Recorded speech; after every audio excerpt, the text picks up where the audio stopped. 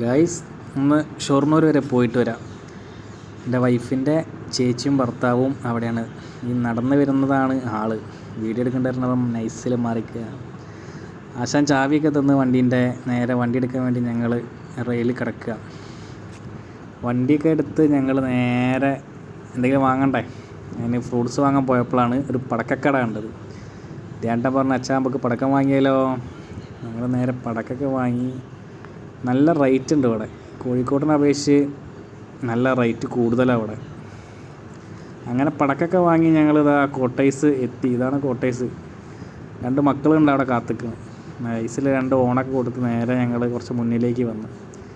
മുന്നിലോട്ട് വന്ന് വളച്ച് രണ്ടാളെ ഒന്ന് പറ്റിക്കണ്ടേ.